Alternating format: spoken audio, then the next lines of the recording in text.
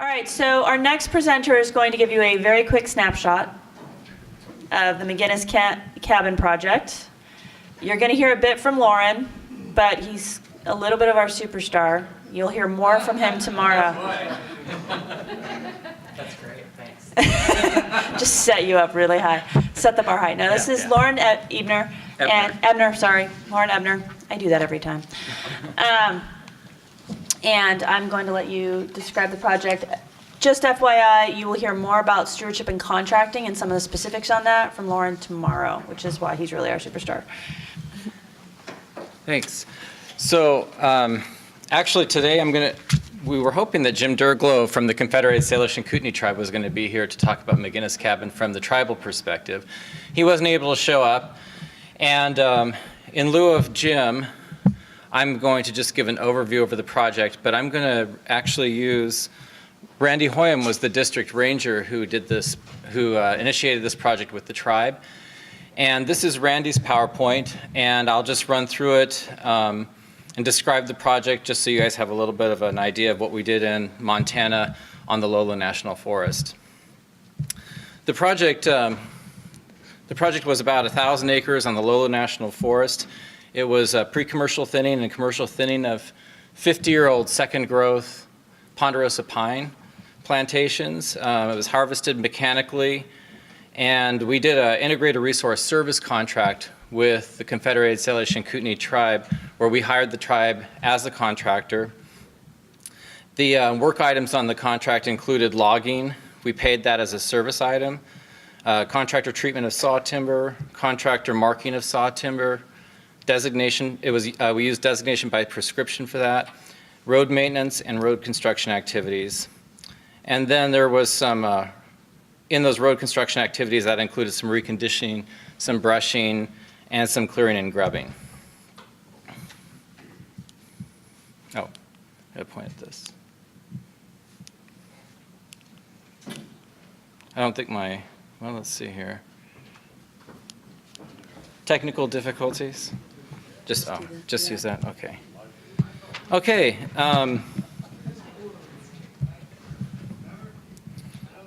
So as we've all heard today, under TFPA, the authority, the Forest Service lands must be bordering or adjacent to, and in our case, this was immediately bordering the Flathead Reservation. And this is, I believe, Chippy Fire, which was a fire on the southern side of the reservation. But there's a ridge line on the west and south of the reservation. Most of that, I believe, is the boundary between our two administrative units. And so we have fires that start from the west, and they could run right up over the ridge onto the Flathead Indian Reservation. And much like the Mescalero and Lincoln, if you saw that picture there earlier, the Confederated Salish and Kootenai tribe had done a very, very good job of maintaining their forest health on their side of the divide. And our side of the divide looked like that Mescalero, or the Lincoln National Forest piece you saw in that earlier presentation. So the tribe was very interested in making something happen. And I believe that Randy might have actually taken it to him. The district ranger might have actually initiated this to them, but I'm sure he was aware through their continuing consultation of their great interest in that project. Oh, I'm going to use this. So the project area was about 60 miles north or 80 miles northwest of Missoula in the Little Thompson watershed. And let's see here. There's an overview of the site showing some of the, I think Randy wanted to show some of the bug damage that was starting to occur in this area. Mountain pine beetles were active in the area. Let's see. And this was the desired end result of those stands. It was a nearby unit called Cabin. The history was there was some harvest, and then there was some range allotments in the area. That was back in 1960, I believe, that photo. 1968, that's what the site looked like in 1968. It was cut in I'm sorry, I got the wrong dates here. It was cut in 1960. There was some planting done in 61 to 66, and it was thinned in 73 to 76. This photo is 1968, what it looked like, the range allotment looked like. And there it is. At the time, they did pre-commercial thinning in 73 to 76. And then in 2010, what it looked like. There's an overview of the project area.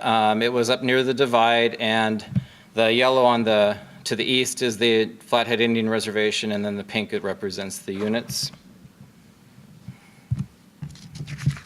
And this was the schedule of items where we identified all the service contract work items that we were asking the tribe to do under the contract, and then the bid for the timber there.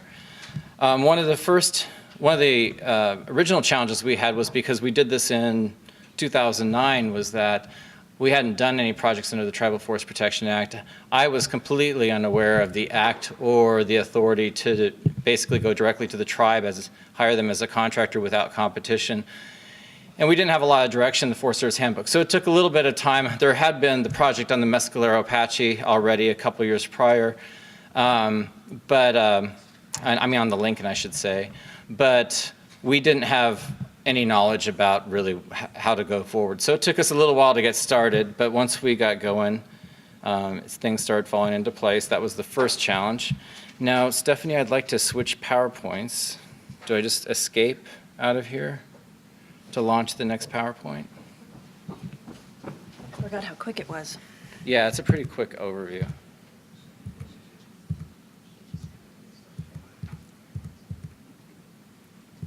Oop, hold on. McGinnis cabin 2. Yeah. We're going to spend more time switching between them then. Sorry. Okay, so the second PowerPoint in Randy's presentation, he's showing some of the activities as they're occurring. So there's one of the decks, that's the kind of material that they were harvesting. A feller buncher operating in the woods.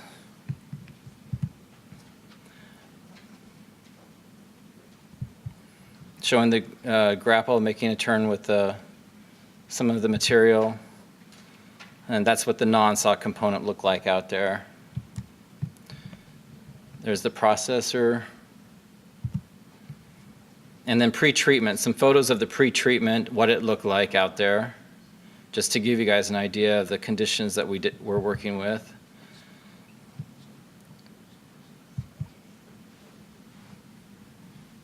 I have just a couple more pictures here, and then we'll move to some of the post-treatment stuff.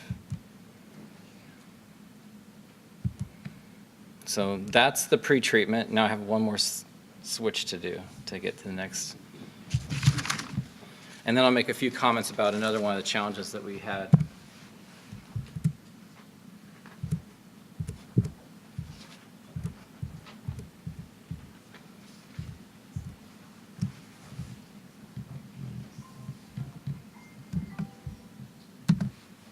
Okay. So I think most of these pictures were taken in 2009 when we'd done about a third of the project, but it gives you an idea of some of the post-treatment condition, what it looked like.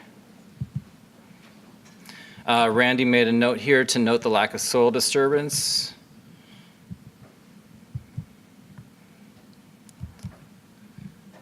And so we opened up the stand quite a bit with the treatments there.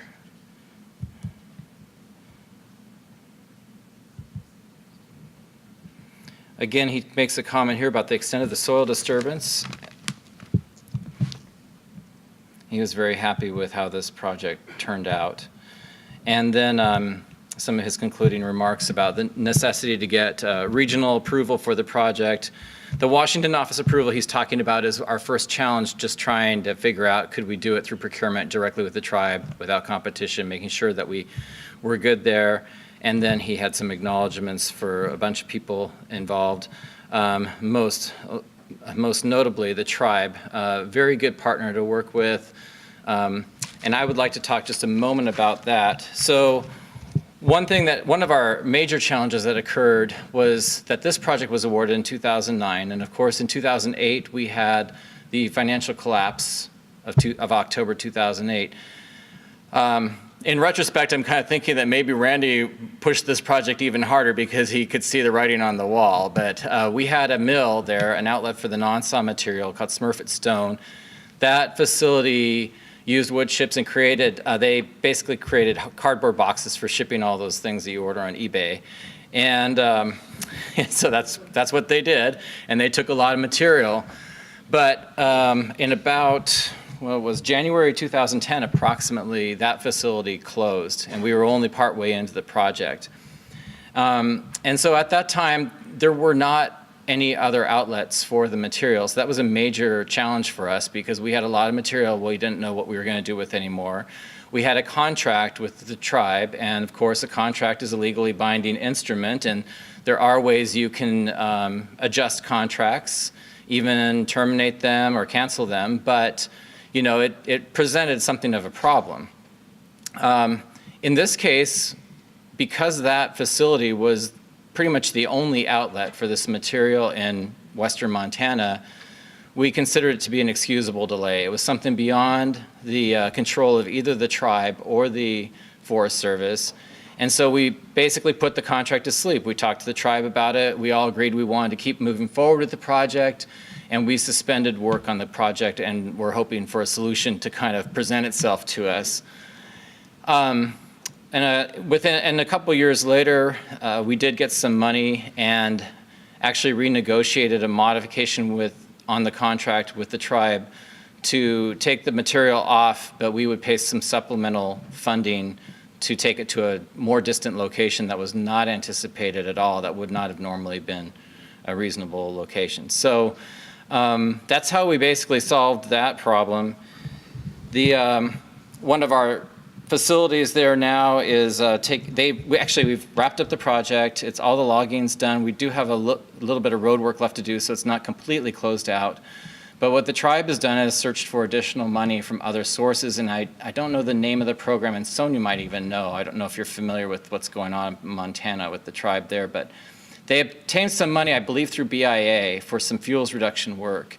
And right now, what they're doing is we're working on some additional, like prescribed burning and weed control, but through agreement, not on a contract. So they're trying out the agreements, a tool as well.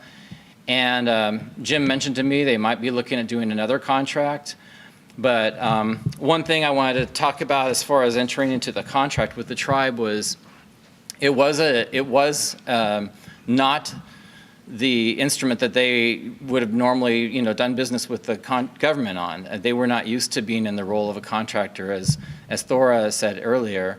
It was not always a comfortable situation, but I think what we did is we worked through it early on. We had the benefit of having a little bit of time to get our project going, and I remember sitting down with the tribe and the district ranger and the project managers, and we went through, well, what a contract scenario would look like, and what would be the challenges, what would the tribe, that they'd be considered to be a contractor, and that puts them in a little bit different role.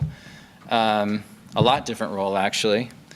And then we went through all the requirements of the contract, and we talked about all those things, that some of the problems that kind of you got surprised by, Thora, we talked about those ahead of time so that the tribe actually knew along the way what they were getting into.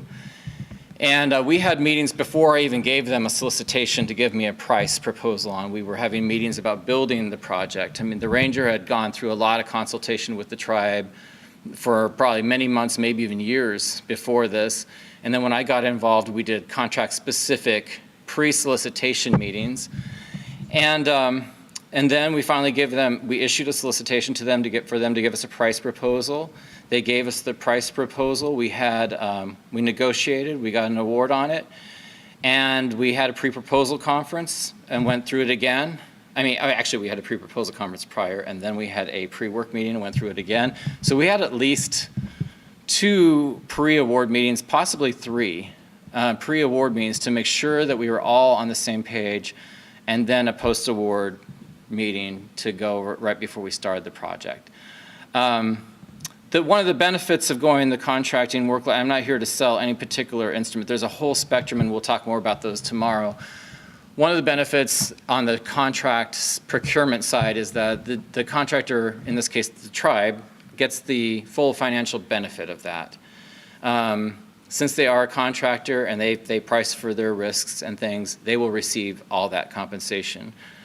But they are bound by the contract. So that's basically, you know, that's one version. And then another alternative is agreements where you don't have such strict, you know, binding. People can get, it can be easily terminated by either party. You can pull the plug at any time. The catch there is you may not get the full financial benefit. You may be asked to contribute maybe a match or come to the table with something else. But we'll talk more about all those different options tomorrow. But that's basically an overview of the McGinnis cabin and what we did with that. So is there any questions? Any questions for Loren? I will ask if you have any specific questions on contracting versus agreements to hold those. And thinking more about the project scope. Yeah, Loren, could you tell me again about you said in the notes there from the other person to emphasize the lack of soil disturbance. I think and, how soil disturbance was avoided, or how that was done? you know, that's where I can't, you know, I'm going to be discovered as a fraud if I try and sell myself as a forester. So I just know that Randy put it on there, and I think he was pretty happy with the condition of the soil. So I'm not sure what kind of equipment that they might have, or processing techniques they might have done, whether they had mats or rubber-tired equipment out there, but he was pretty apparently he was pretty happy with that result. So, I mean, if there's foresters in the room, it looked good? It looked pretty good? Yes. I'm assuming? Yeah, okay, so. So what we can do is follow up on that question with Randy and Jim Derglow and find out, you know, what was used, how they accomplished that, what were some of the motivations for that. Any other questions? Okay, so next on our agenda, and we do have Loren here all 3 days, or two and a half days left. Next on our agenda is our breakout rooms. Whoa. Oh, way to go, Loren.